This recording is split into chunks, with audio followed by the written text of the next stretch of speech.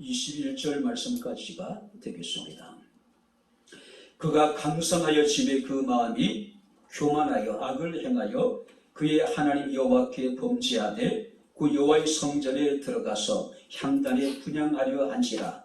제사장 아사랴가 여호와의 용맹한 제사장 80명을 데리고 그의 뒤를 따라 들어가서 우시아 왕 곁에 서서 그에게 이르되 우시아여, 여호와께 분향하는 일은 왕이 할 바가 아니요 오직 분향하기 위하여 구별함을 받은 아론의 자손 제사장들이 할 바니 성수에서 나가소서. 왕이 범죄하였으니 하나님 여호와에게서 영광을 얻지 못하리이다.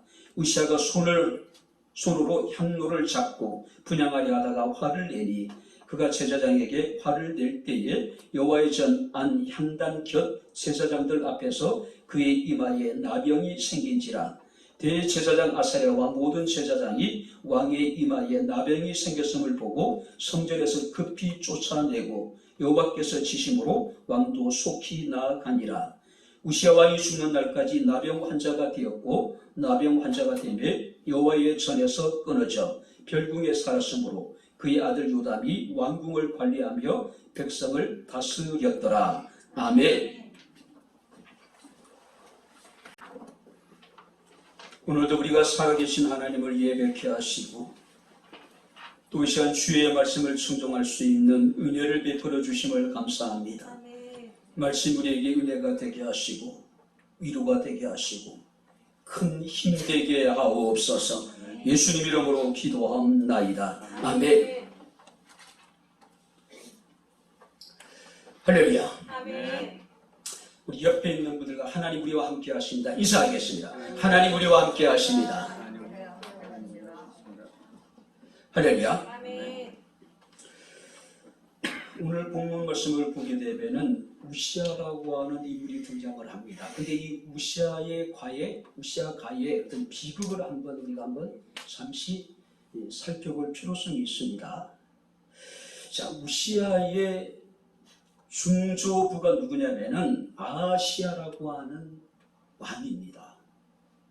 그런데 이 아하시아라고 하는 이 왕이 북이스라엘의 예후라고 하는 사람이 쿠데타를 일으켰을 때에 그 예후에 의해 가지고 비참하게 살해를 당했던 인물이 바로 이 우시아의 증조부 아하시아라고 하는 인물입니다.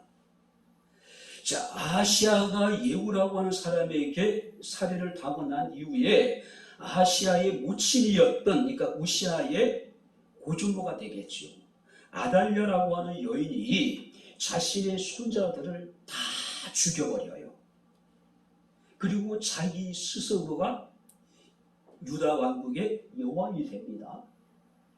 그런데 그런 중에도 요아스라고 하는 어린 손자가 있었어요. 그러니까 이제 핏덩어리예요. 아직 태어난 지 얼마 되지 않는.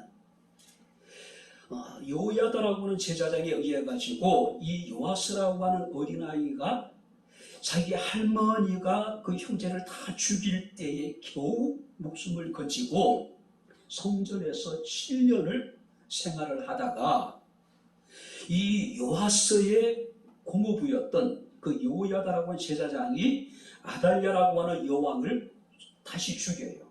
그리고 7살짜리였던 이 요아스라고 하는, 그러니까 우시아 왕의 할아버지가 되겠죠. 그 할아버지를 이 유다의 왕으로 이제 세우게 됩니다. 자, 그런데 40년 동안 통치를 하면서 전반기에는 굉장히 잘했는데 후반기에 가서 하나님 앞에 악을 행함으로 인해 가지고 이 요아스 왕이 신하들에게 의해서 살인을 당했어요. 그리고 그 아들 아마샤라고 하는 인물이 다시 왕이 되는데 아마샤 역시도 신하들에 의해 가지고 살인을 당합니다. 근데 이 아마샤는요, 신하들의 칼날을 피해서 라기스라고 하는 지역까지 도망을 간데 신하들이 그곳까지 쫓아와 가지고 아마샤 왕을 살해를 해요. 그리고 여러분들이 16살의 이 우시아라고 하는 사람이 유다의 10대 왕으로 즉위하게 됩니다. 그런데 이 우시아를 유다 왕으로 즉위시킨 사람이 누구냐 하면은 그의 부친이었던 아마샤를 살해했던 그 신하들의 손에 의해 가지고 이 우시아가 아버지를 이어서 유다의 왕이 된다는 거예요. 자, 그렇다면은 우시아 이전에 아시아와 아달랴와 요아스와 아마샤가 다 어떻습니까? 편안한 종말을 죽음을 맞지 못하고 다 타인에 의해 가지고 신하들에 의해 가지고 살해를 당하는 비극적인 일들이 계속해서 지금 벌어지고 있었다는 사실이에요. 자, 지금 여러분들이 중학교 3학년에 해당되는 16살의 어린 우시아가 부친을 이어서 부친을 살해한 신하들의 손에 의해 가지고 유다의 왕이 되었다. 자, 이 왕관의 무게가 얼마나 크고 무거웠을까? 자, 중조 할아버지도 죽었고 고조 할머니도 살해를 당했고 자기 할아버지도 아버지도 신하들이나 다른 사람에 의해 다 살해를 당했단 말이에요. 늘 불안하지 않았을까요? 그죠? 마치 정조가 왕이 되고 난 이후에 늘 살해의 위협에 시달려요. 늘 불안한 겁니다. 물론 강희군도 마찬가지겠지만요. 자, 그럼에도 불구하고 이 우시아라고 하는 인물은요, 군사적으로, 경제적으로, 종교적으로 솔로몬 이후의 유다의 최고의 전성기를 이루게 되는 모습을 우리가 지난 시간에 살펴보았습니다. 어린 나이에 경험도 없어요. 어린 나이에 충분히 그는 바로 왕제로서의 훈련받지 못한 상황이었습니다. 전국이 상당히 불안한 상황이에요. 그래도 불구하고 그가 형통했던 이유, 그가 강성했던 이유에 대해 성경 이렇게 기록하고 있습니다. 역대하 26장 4절 5절 말씀을 보니까 우시아가 그의 아버지 아마샤의 모든 행위대로 여호와 보시기에 정직하게 행하며 하나님의 묵시를 밝게 하는 스가랴가 사는 날에 하나님을 찾았고 그가 하나님을 찾는 동안에는 한번 따라해 보시기 바랍니다. 하나님이 형통하게 하셨더라. 할렐루야. 그가 어린 나이에 왕이 됐음에도 불구하고 그는 하나님 앞에 정직했을 뿐만 아니라 끊임없이 하나님을 찾았다는 이야기예요. 자, 여기서 찾았다는 이야기는요, 계속해서 찾았다. 어떤 의미일까요? 왕이 되고 난 후에 끊임없이 이 우시아 왕은 하나님께 기도했다는 이야기예요. 뿐만 아니라 우리가 여러분들이 이사야 역대하 26장 15절 말씀을 보게 되면은 그의 이름이 멀리 퍼짐은 기한 도심을 얻어서 강성하여졌더라. 바로 이런 우시아에게 하나님께서는 기한 도심을 주셨다고 이야기합니다. 여기서 지난 시간 살펴봤지만은 기한 도심을 하는 것은 사람의 지혜로서는 도저히 설명할 수 없는 도심. 그러니까 보이지 않는 하나님의 기적적인 손길로 하나님께서는 우시아 왕을 도와주셨다는 이야기입니다. 그 결과는 뭡니까? 그 나라가 강성해졌다. 그러니까 우시아의 형통이라든지 우시아의 강성함이라고 하는 것은 오직 하나님의 기이한 도우심으로 말미암아 이루어진 일이었다는 사실이에요. 그런데 오늘 16절 말씀을 보게 되니까 뭐라고 이야기하고 있습니까? 그러나 그가 강성하여지매. 그러니까 우리 개역 개정에는 나와 있지 않은데 다른 성경에 보게 되면은 그러나 그가 강성하여지매 그 마음이 교만하여 악을 행하였다고 이야기합니다. 그리고 난 다음에 여러분들이 21절 말씀 우리 다시 한번 같이 읽겠습니다. 우시아 왕이 죽는 날까지 나병 환자가 되었고 나병 환자가 되매 여호와의 전에서 끊어져 별궁에서 살았으므로 그의 아들 요담이 왕궁을 관리하며 백성을 다스렸더라. 그러나 그가 강성하여지매 교만했고 여호와의 앞에서 악을 행했다. 그 결과는 뭡니까? 그가 여호와의 전에서 끊어져서 별궁에서 지내게 되었다. 자, 여기서 여호와의 전에서 끊어졌다는 의미는 어떤 의미냐면은 하나님으로부터 단절되어졌다. 또 다른 의미는 생명으로부터 끊어졌다. 무슨 얘기일까요? 이 우시아 왕은 자신이 나병 환자가 되고 여호와의 전에서 끊어졌다는 사실을 통해서 그것이 하나님의 징계였음을 인식을 했어요. 문제는 뭘까요? 그가 죽을 때까지 그가 하나님께 돌이키지 않았다는 이야기예요. 하나님 앞에 회개하지 않았다는 이야기예요. 그 결과 성경 말씀을 보니까 그가 여호와의 전에서 끊어졌다라고 이야기하고 있는 겁니다. 자, 그렇다면은 그는 여호와의 전에서 끊어져서 별궁에서 쓸쓸한 여생을 살게 됩니다. 그리고 그가 죽어요. 무엇이 그런 우시아로 하여금 여호와의 전에서 끊어지게 만들었을까? 무엇이 그가 바로 나병이 들고 왕위를 빼앗기고 인생의 말년을 정말로 쓸쓸하게 보낼 수밖에 없었을까? 우리 오늘 본 말씀을 통해서 바로 우시아 왕의 여러분들이 그 후반의 삶을 우리가 살펴보면서 함께 우리가 은혜를 나눈 시간을 갖도록 하겠습니다. 자, 16절 말씀 우리 다시 한번 같이 읽겠습니다. 그가 강성하여 집에 그 마음이 교만하여 악을 행하여 그의 하나님 여호와께 범죄하되 곧 여호와의 성전에 들어가서 향단을 분향하려 한지라. 그러나 그가 강성하여 지내 그의 마음이 교만했다. 그리고 악을 행하였다. 우시아가 악을 행한 이유가 뭡니까? 그가 강성하여 지니 그가 스스로의 마음을 높여서 교만했다. 지금까지 전반전에 여러분들이 우시아 왕의 삶을 보게 되면은 그는 정말로 성군으로서 선정을 행했습니다. 그런데 그가 강성해지다 보니까 교만했고, 강성해지다 보니까 그가 교만함으로 하나님 앞에 악을 행했다. 군사적으로, 경제적으로 그야말로 굉장히 강해졌습니다.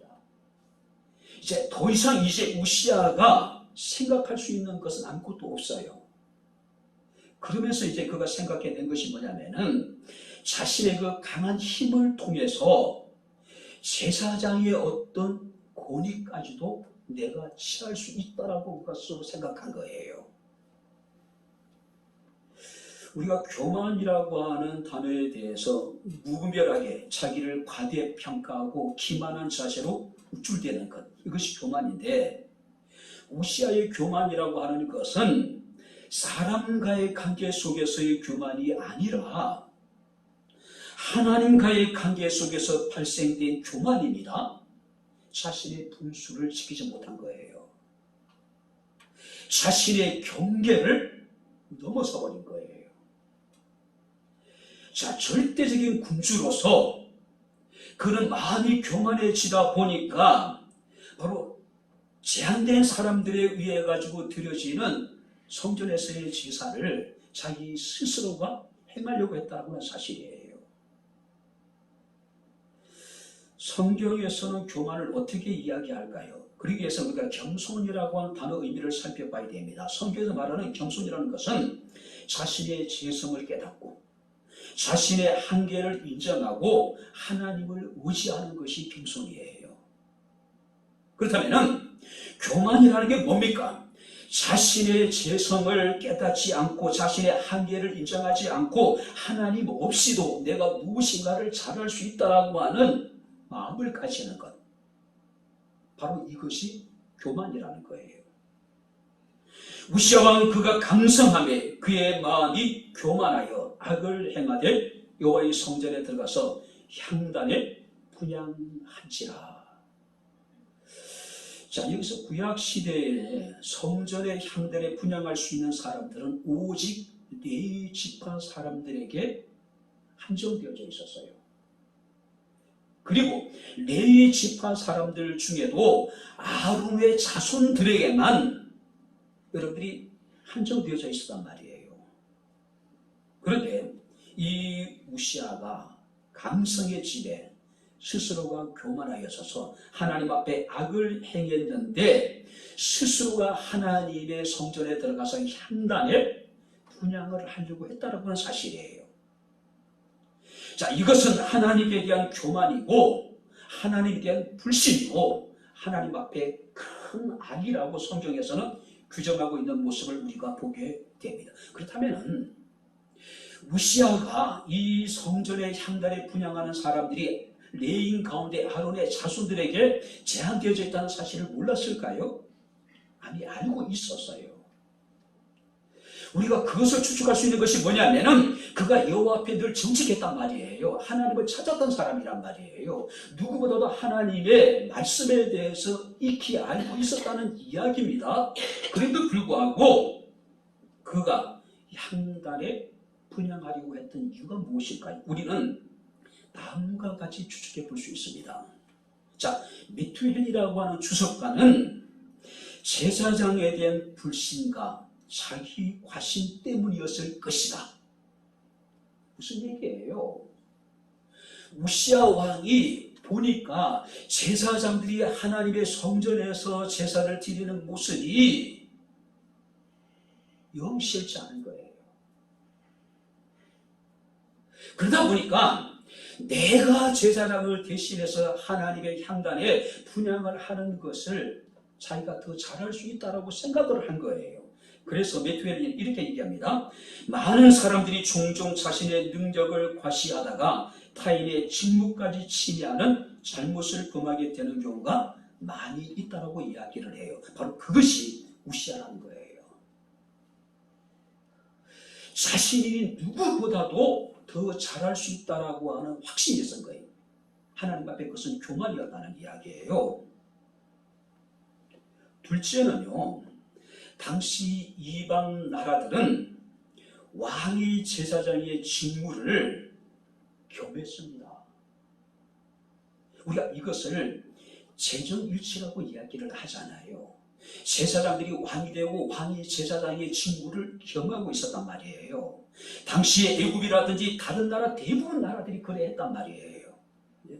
그러니 이제는 국방을 튼튼히 하고 이제는 백성들의 먹고 사는 문제를 해결하다 보니까 주변의 왕들은 어떻게 백성들을 치리할까 아마 관심을 가지게 될 거 아니에요.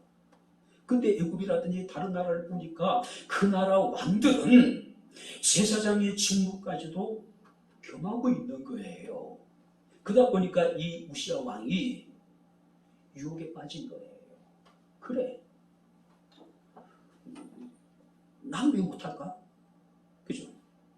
내가 지금 제사장들의 모습을 보면서 내가 훨씬 더 잘할 수 있는데 내가 한번 해봐야 되겠다는 생각을 가지게 되는 겁니다.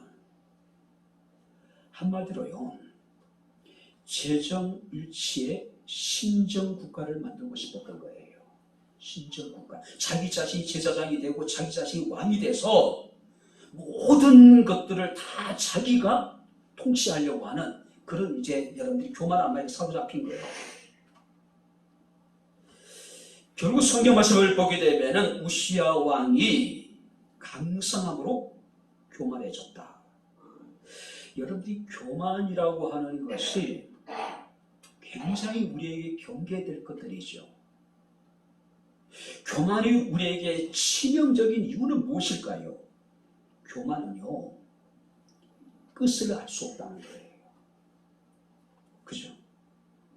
하나를 가지면은 열을 가지고 싶고, 왕의 자리가 든든하니까 이제는 제사장의 자리까지도 탐하게 되는 겁니다.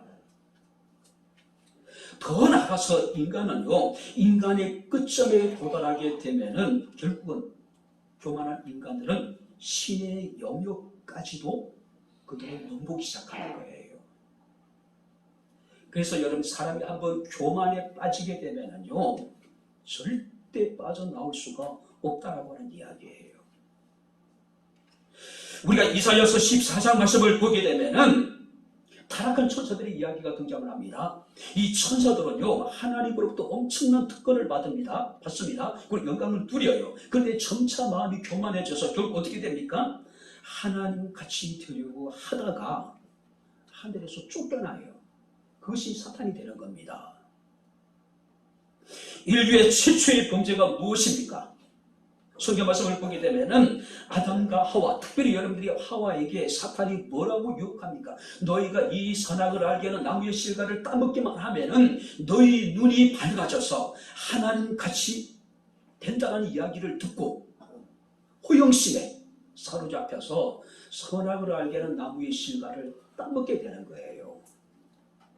인류의 최초의 범죄는 불순종이라기보다는 그 이전에 하나님같이 되고자 하는 인간의 교만한 마음이 그 속에 자리 잡고 있었다는 이야기예요. 초대 교구였던 크리소스톰이라는 사람은 그런 얘기합니다. 하나님은 다른 죄는 손가락으로 다루시지만 교만의 죄는 팔을 걷어붙이고 다루신다. 무슨 얘기예요? 다른 죄에 대해서는 하나님께서는 손가락으로 우리를 다루셔요.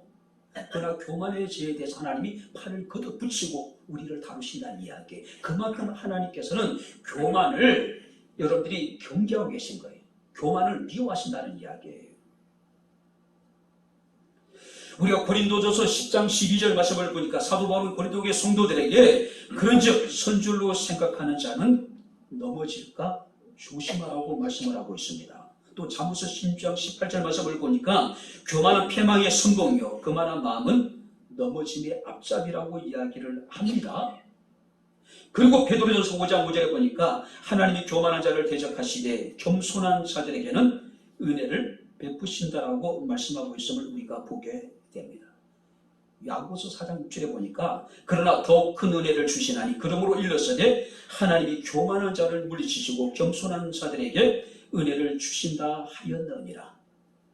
결국은 이 우시야 왕이 타락할 수밖에 없었던 건 뭡니까? 교만이에요. 자기 자신의 경계를 지키지 않는 겁니다. 자기 자신의 자리를 벗어난 거예요. 그 이유가 뭡니까? 자기가 더 잘할 수 있다라고 하는 교만이에요. 그죠? 만약에 우시야가 강성할 때도 그 마음이 교만하지 아니하고 하나님 앞에 겸손했더라면은 하나님께서 우시야 왕에게 이전보다 더욱 크신 은혜를 베푸지 않으셨을까요? 만약에 그랬다면 그가 여호와의 전에서 끊어지는 그런 비극적인 종말을 맞이하지는 않지 않았을까요? 결국 그의 교만함이 악을 행하게 되었고 그의 악으로 인하여서 그는 하나님에게서 단절되어졌고 하나님의 생명에서 그가 끊어지게 되었다는 이야기예요. 어떤 상황 속에서도 겸손함으로 하나님이 더욱 크신 은혜를 누릴 수 있는 저와 여러분들의 삶이 되어줄 수 있기를 주님 이름으로 축원합니다. 그랬으면 좋겠어요. 두 번째 말씀을 보시기 바랍니다. 19절을 우리 같이 읽겠습니다. 우시야가 손으로 향로를 잡고 분향하려 하다가 화를 내니 그가 제사장에게 화를 낼 때에 여호와의 전 향단 곁 제사장들 앞에서 그의 이마에 나병이 생긴지라. 자, 17절 말씀을 보게 되면은 우시야가 하나님의 성전에 들어가서 향단에서 분향하려고 했을 때에 대제사장 아사랴가 80명의 용맹한 제사장들을 이끌고 왕의 앞을 가로막습니다. 자, 여기서 아사랴를 따랐던 제사장들이 80명이에요. 그들에 대해서 성경은 용맹한 자들이라고 이야기를 합니다. 자, 여기서 용맹한 자들이라는 것은 신실한 자, 세력이 있는 자, 강한 의지를 가지고 있는 자들. 다시 말해서 비록 우시야 왕이 군사적으로나 경제적으로나 또 여러분들이 이제 정치적으로 굉장히 막강한 권력을 가지고 있습니다. 그런 왕이라 할지라도 왕의 불의한 행동에 대해서 과감하게 왕의 앞길을 가로막을 수 있는 사람, 왕에 대해서 이러시면 아니 됩니다라고 간언할 수 있는 사람들, 그들이 80명이었다는 이야기예요. 조선시대에 보게 되면 삼사라는 것이 있죠. 대사원이 있고 사원부가 있고 사관원이 있고 홍무관이 있고 그들과 삼사라고 이야기를 합니다. 이 삼사들의 주된 임무가 뭐냐 하면은 왕실을 감찰하고 관리들을 감찰하고 왕에 대해서 간생을 하는 일이에요. 간생이라는 게 뭐냐면은 왕의 잘못된 처사나 과오에 대해서 아니 되옵니다라고 하는 역할을 하는 사람들이에요. 그들은 왕의 어떤 과오나 잘못된 처사에 대해서 통촉하여 주시옵소서. 그들은 자신의 뜻이 관철되지 않으면 뭐라고 얘기합니까? 죽여주시옵소서. 그죠? 여러분들이 우리나라는 민주공화국이잖아요. 국민들의 직선제를 통해서 대통령을 뽑습니다. 대통령 임기는 5년이에요. 근데 여러분들이 막상 대통령이 되게 되면은 그 밑에 있는 여러분들이 사람들이 어떻게 합니까? 대통령의 의중을 살피고 알아서, 그죠? 흔히 말해서 긴다고 얘기를 하잖아요. 아무리 잘못된 처신을 하고 가오가 있더라도 밑에 있는 사람들이 아니 됩니다라고, 그죠? 그런 사람이 우리 시대에는 드물어요.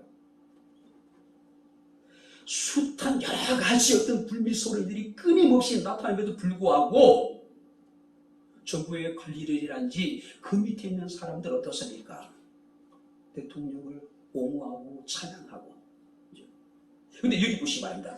아사라와 젊은 제사장 80명은요 기세 등등한 우시야 왕의 앞을 가고 막습니다. 아니 되옵니다. 통촉하여 주시옵소서. 죽여주시옵소서. 특별히 18절 말씀을 보게 되면은 아사라와 젊은 제사장들은 우시야 왕의 곁에 섰다고 이야기를 해요. 달리 표현하게 되면은 우시야 왕의 곁에 섰다는 이야기는 우시야 왕의 얼굴을 대면하고 섰다는, 마주 섰다는 이야기예요. 왕의 뒤를 따르면서 아니 됩니다라고 가능한 것이 아니라 정면에 왕을 마주 서서 대면하고 왕 앞에서 지금 이 일이 가당치 않다고 지금 이야기하는 거예요. 특별히 그들이 뭐라고 이야기하고 합니까? 여호와의 영광을 더 이상 얻지 못할 것이라고 이야기를 해요. 그러니까 한마디로 여기서 아사랴 제사장과 80명의 젊은 제사장들은요 목숨을 걸고 하나님의 성전의 제사를 지키려고 노력했던 사람들이라는 거예요. 모든 사람들이 예스 하더라도 노할 수 있는 것이 용기 있는 사람이 아닐까요? 모든 사람들이 아니라고 할 때 예라고 할 수 있는 사람이 진정한 용기 있는 사람이 아닐까요? 광해군 때 그야말로 우리나라의 역사에서 가장 강력한 왕권이 확립된 시기죠. 그야말로 절대 권력이 광해군에, 연산군에게 집중되어져 있을 때죠. 자, 누구도 그 연산군의 악행에 대해서, 과오에 대해서, 잘못된 처사에 대해서 한마디 말을 할 수가 없어서, 왜냐하면 바로 그것은 죽음이에요. 그때 내시 처선이라고 하는 인물이 등장을 합니다. 나이가 많은 내시예요. 모든 신하들이 숨을 죽이고 입을 다물고 있을 때에 내시 처선이 그 연산군에게 직언을 해요. 직관을 합니다. 이러시면 아니 되옵니다. 통촉하여 주시옵소서. 차라리 소신을 죽여주시옵소서. 연산군이 처선을 활로 쏴서 죽입니다. 그리고 다리를 절단하고 혀를 자르고 창자를 꺼내서 호랑이 먹이로 주고 서선의 7층까지 전부 다 연자제를 적용해서 완전히 집안 자체를 멸종시켜버려요. 뿐만 아니라 서선의 이름에 이 머무를 첫자라고 하는 이 단어는 어떤 이름에도 쓸 수 없도록 연산군이 아주 굉장히 악행을 저지르게 됩니다. 그래도 불구하고 아니 되옵니다. 통촉하여 주시옵소서. 죽여주시옵소서. 어쩌면 여기서 아사랴와 80명의 젊은 제사장들은 그랬다는 거예요. 자, 그렇다면 우시야 왕이 이때라도 돌이켜야 되지 않았을까요? 아, 그래, 내가 마음이 교만해서 내가 잘못된 판단을 했나 보다. 그리고 그가 스스로 돌이켜서 성전에서 나갔다면 어떻게 됐을까요? 그러나 이 우시야는 끝까지 고집을 합니다. 오히려 아사랴 대제사장과 80명의 제사장들에 대해서 화를 내요. 왜요? 지금까지 우리가 살펴보았던 그런 우시야가 아니었어요. 완전히 변해버렸어요. 너무 달라져 버린 거예요. 우리가 성경 말씀을 보니까 우시야가 손으로 향로를 잡고 분향하려 하다가 화를 내니 그가 제사장에게 화를 낼 때에 제사장들 앞에서 그의 이마에 나병이 생겼다라고 이야기를 하고 있는 거예요. 그가 하나님의 전에서 끊어진 이유가 뭡니까? 그가 교만했기 때문이에요. 뿐만 아니라 대제사장들과 제사장들의 충고를 듣지 않는 거예요. 그죠? 잠언서 12장 말씀을 보게 되면 미련한 자는 자기 행위를 받은 줄로 여기나 지혜로운 자는 금고를 듣는다고 이야기했습니다. 근데 이 우시야 왕은 스스로를 지혜롭게 여긴 거예요. 내가 누구보다도 하나님 앞에 온전한 받은 제사를 드릴 수 있다고 착각한 거예요. 내가 지금까지 어떤 제사장보다도 더 나은 제사를 드릴 수 있다고 착각하고 있는 거예요. 그러다 보니까 자기 행위가 바른 줄 알고 다른 사람들의 금고를 무시해버리는 거죠. 잠언서 13장 1절 말씀을 보게 되면 지혜로운 아들은 아비의 훈계를 들으나 그만한 자는 구실함을 듣지 않느니라. 이미 우시야는 너무 많이 달라져 있었어요. 교만했습니다. 그만했습니다. 제사장들 이야기를 듣지 않는 거예요. 오히려 역정을 내고 있는 겁니다. 잠언서 14장 15절 말씀을 보니까 슬기로운 자는 자기 행동을 삼가한다고 했는데 그가 교만하니까 하나님 주신 그 슬기로움이, 그 지혜로움이 사라져버린 거예요. 비록 우시야가 마음이 교만해서 성전에 들어가서 향단의 분향을 하려고 했다가 그런 마음이 있었다가 대제사장 아사랴와 젊은 제사장 80명의 이야기를 듣고 돌이켰다면 어떻게 됐을까? 저 개인적으로는요, 이 우시야 왕의 삶을 보면서 정말 진한 아쉬움이 남는 거예요. 왜 그때 그가 돌이키지 않았을까? 왜 그때 그가 돌아서지 않았을까? 늦게라도. 설사 그가 나병이 났다 하더라도 그가 행궁에 그 쓸쓸하게 여생을 보내면서 마지막이라도 하나님 앞에 회개하고 돌이켰다면 얼마나 좋았을까? 최소한 그가 여호와의 전에서 끊어지지 않았을 텐데, 하나님의 생명에서 그가 떨어지지 않았을 텐데 아쉬움이 남을 수밖에 없는 거예요. 자, 그렇다면 우시야 왕의 교만의 결과는 무엇일까요? 자, 20절 말씀을 우리 다시 한번 같이 읽겠습니다. 20절 다 같이 읽겠습니다. 제사장 아사랴와 모든 제사장이 왕의 이마에 나병이 생겼음을 보고 성전에서 급히 쫓아내고 여호와께서 지심으로 왕도 속히 나아가니라. 21절 있습니다.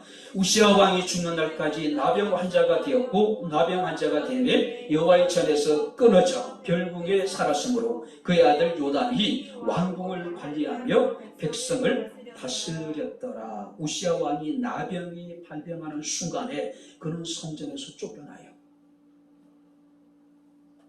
누구보다도 그가 제사를 하나님 앞에 잘 드릴 수 있다라고 하는 교만한 마음으로 성전에 들어가서 향단에 분향하려고 했는데 하나님이 그를 치시니 그가 나병이 발병하고 나병이 발병하는 그 순간에 그는 성전에서 쫓겨납니다.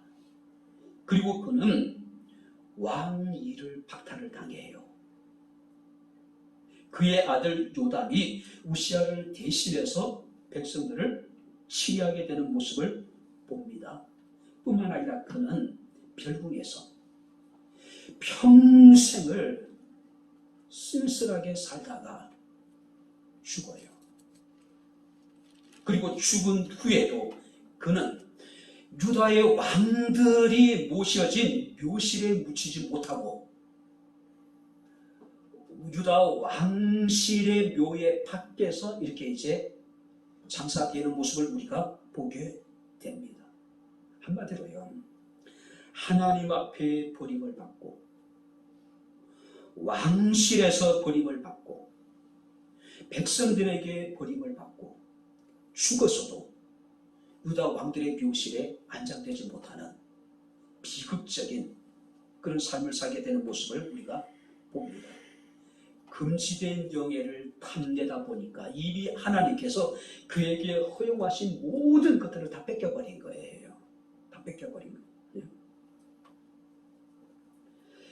우시아가 언제부터인지 하나님을 찾지 않았을 때에, 언제부터인지 하나님께서 그에게 베푸신 형통함과 하나님이 그를 강성케 하신 그 하나님의 은혜를 잃어버리게 되었을 때에 그는 하나님으로 인해서 누렸던 모든 것들을 다 상실해버리게 되는 겁니다. 신명기 8장 11절 18절 말씀을 보게 되면은 내 하나님 여호와를 잃어버리게 되지 않도록 삼가하라고 이야기를 해요. 내가 먹어서 배불리고 아름다운 집을 짓고 거하게 되며 내 소와 양이 번성하여 내 은금이 증식되며 내 소유가 다 풍부하게 될 때에, 그러나 내가 마음에 이르기를 내 능력과 내 손의 힘으로 내가 이 재물을 얻었다 말할 것이다. 하나님이 은혜를 베푸시고 하나님이 복을 주셔서 모든 것이 풍성하고 모든 것이 다 번성하게 될 때에 사람들이 하나님께서 베푸신 은혜를 잃어버리고 자신의 힘으로 마치 모든 것을 이룬 것처럼 생각하게 될 것이라는 이야기예요. 그래서 하나님 말씀하십니다. 내 하나님 여호와를 기억하라. 그가 내게 재물을 얻을 능력을 주셨음이니라. 할렐루야.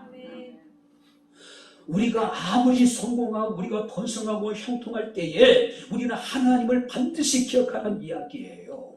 내 힘으로 내 지혜로 내 능력으로 무엇인가를 이뤘다고 생각하지 말라는 이야기예요. 만약에 내가 무엇인가를 이룬 것이 있다면 그것을 이룰 수 있는 능력을 하나님이 우리에게 주셨다는 사실을 늘 기억하라는 이야기예요. 그리고 감사하라는 이야기예요. 시편 147편 6절 말씀을 보게 되면은 여호와께서는 겸손한 자를 붙드시지만은 악인은 땅에 엎드러뜨린다고 말씀하고 있음을 우리가 보게 됩니다. 뿐만 아니라 잠언서 29장 23절 말씀 보니까 사람이 교만하면 낮아지겠고 마음이 겸손하면은 영예를 얻게 될 것이라고 말씀하고 있음을 우리가 봅니다. 이제 말씀을 마치도록 하겠습니다. 우리가 아모스 1장이라든지 스가랴 14장 5절 말씀을 보게 되면은 우시아 왕이 교만함으로 여호와의 성전에 들어가서 향단에 분향하려고 했을 때에 대제사장 아사랴와 젊은 제사장 80명이 그의 길을 막지요. 그때 그가 하늘 램으로 인해서 하나님께서 그를 치시고 그의 이마에 나병이 들었다. 그런데 아모스 1장 1절이라는 스가랴 14장 5절 말씀을 보게 되면은 그 당시에 이 팔레스타인 지역에 엄청난 대지진이 벌어져요. 일어납니다. 아모스 1장 1절 말씀을 보게 되면은 유다 왕 우시아 시대, 곧 이스라엘 왕 요아스의 아들 여로보암의 시대, 지진 전 2년 드고아의 목자 중 아모스가 이스라엘에 대하여 이상으로 받은 말씀이다. 무슨 얘기냐면은 아모스라고 하는 사람이 드고아에서 이스라엘에 대한 하나님의 계시를 받게 되는데 그때가 언제냐면은 지진이 일어나기 2년 전이라고 이야기를 하고 있어요. 그때가 우시아 왕 시대라고 이야기를 해요. 뿐만 아니라 스가랴 14장 5절 말씀을 보게 되면은 그 산 골짜기는 아셀까지 이를지라 너희가 그 산 골짜기로 도망하되 유다 왕 우시야 때에 지진을 피하여 도망하던 것 같이 하라. 무슨 얘기냐면은 아모스라든지 스가랴서를 보게 되면은 우시야 왕 시대에 엄청난 대지진이 일어났다는 이야기예요. 그런데 역사가 요세푸스라고 하는 사람에 의하면은 이 요세푸스는 유대인임에도 불구하고 로마 시민권을 가진 사람이에요. 자, 요세푸스의 기록에 의하면은 그러던 중 갑자기 큰 지진이 일어났다. 그러던 중이라는 것은 언제일까요? 우시야 왕이 성전에 들어가서 향단의 분향을 하려고 할 때 아샤라마 제사장 80명이 그 길을 막아서서 옥신각신하고 있을 때에 그러던 중에 갑자기 큰 지진이 일어나더니 성전의 틈이 갈라지고 밝은 태양 광선이 그 사이로 들어와서 왕의 얼굴을 턱 쳤다. 즉시 그에게 나병이 발하기 시작했다. 그냥 나병이 생긴 것이 아니라 엄청난 지진이 일어나서 성전 벽이 틈이 갈라졌다는 이야기예요. 그 사이로 밝은 태양 광선이 들어와서 왕의 이마에 비쳤더니 그때 우시야 왕의 이마에 나병이 발병했다. 근데 그때 지진이 얼마나 크냐면은 성읍 엔로겔이라 불리는 곳에서는 산이 반쪽이 나서 엘로겐이라고는 불리는 곳에 산이 있었는데 그 산이 반쪽이 갈라졌대요. 완전히. 그리고 서쪽 산이 대략 800m가량 움직였대요. 큰 산이 갈라져서 지진으로 인해가지고 완전히 갈라졌는데 그 사이가 800m였다는 이야기예요. 왕의 정원과 도로들이 심하게 망가졌다. 최고의 역사가 있던 당시에 요세푸스의 기록이에요. 오늘 여러분들이 우시야 왕이 교만했습니다. 그가 교만함으로 자신의 자리를 지키지 않았습니다. 월급 해결을 해버린 거예요. 제사장들의 여러분들이 만류를 그는 듣지 않습니다. 오히려 여러분들이 역정을 내요. 짜증을 냅니다. 분노해요.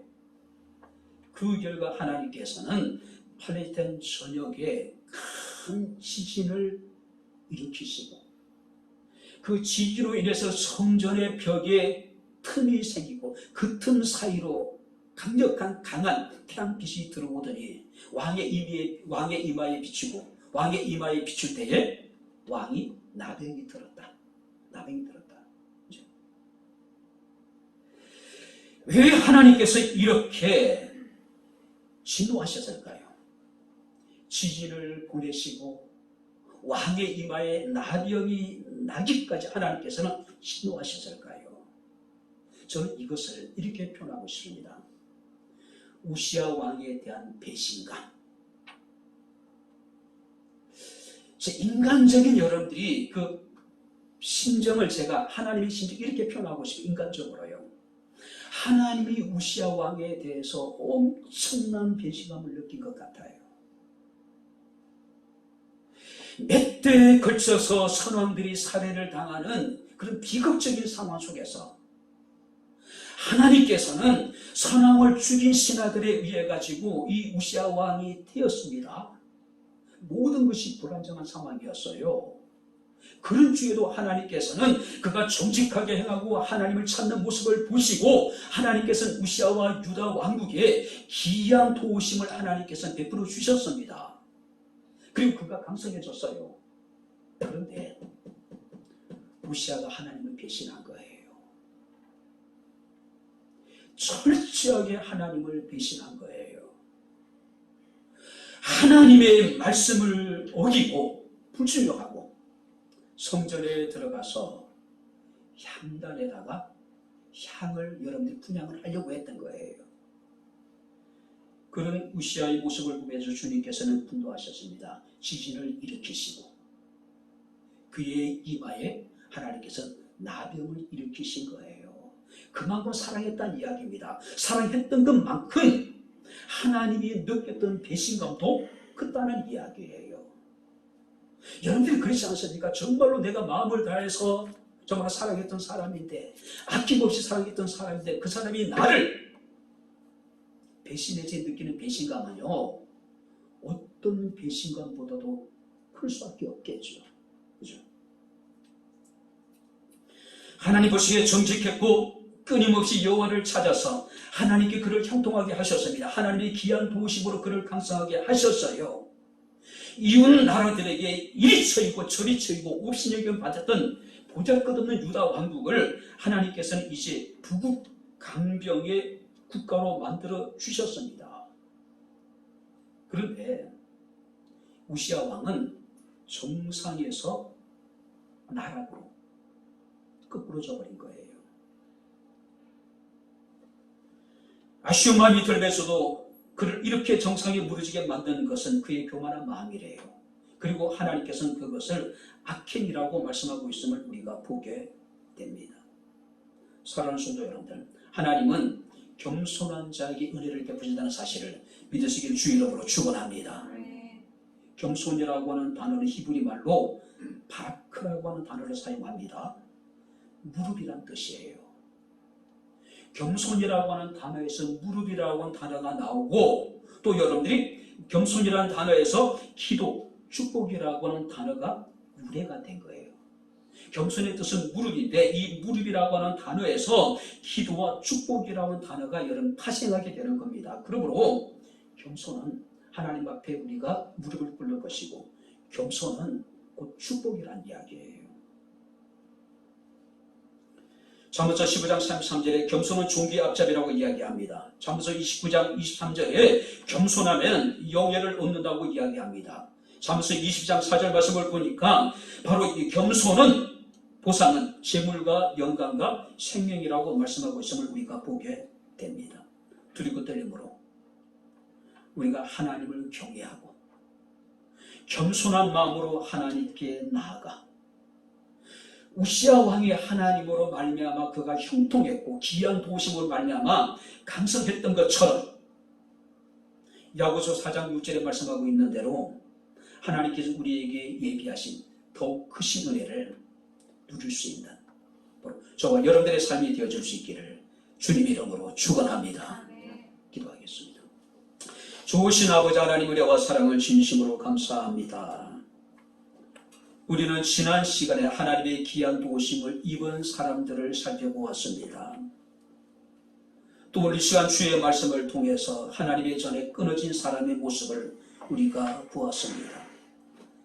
같은 사람, 같은 시대를 살았음에도 불구하고 극단적인 우리의 두 상황을 살펴보면서 우리가 어떻게 하나님을 섬겨야 될 것인가를 다시 한번 생각할 수 있는 은혜를 베풀어 주심을 감사를 드립니다. 오직 두렵고 떨림으로 겸손한 마음으로 하나님을 섬기며 하나님을 예배하며 하나님을 친근히 할 수 있는 저희들의 삶이 되게 하옵소서.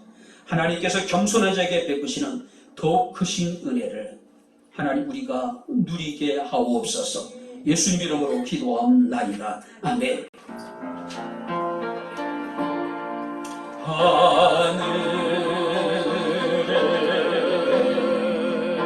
계신 아버지,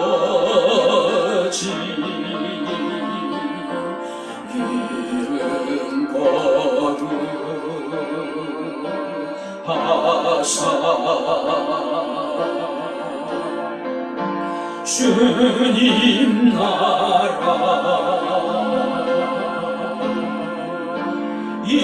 임하시고 뜻이 이루어지다.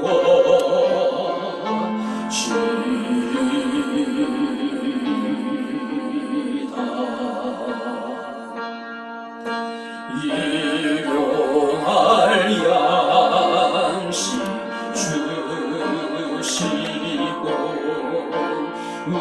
우리들의 근세 다 용서하옵시고 또 들게 마시고 악에서 구원하소서. 대개 주의 나라 주의 권세 주의 영광 영원히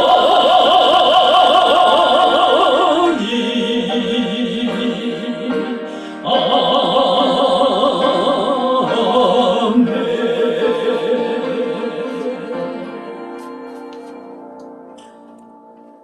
이제는 우리 주 예수 그리스도의 은혜와 하나님의 크신 사랑과 성령님의 교통교제의 제 충만 역사 인도하시니 어떤 상황 속에서도 두렵고 떨림으로 여호와를 기하며 겸손한 마음으로 하나님을 섬김으로 더욱 크신 하나님의 은혜를 누리기를 소원하는 주의 사랑하는 모든 성도들 머리머리 위에 저들의 가정과 직장과 사업장과 이 교회와 이 나라 이 민족 위에 지금부터 영원토록 함께 있을지어다.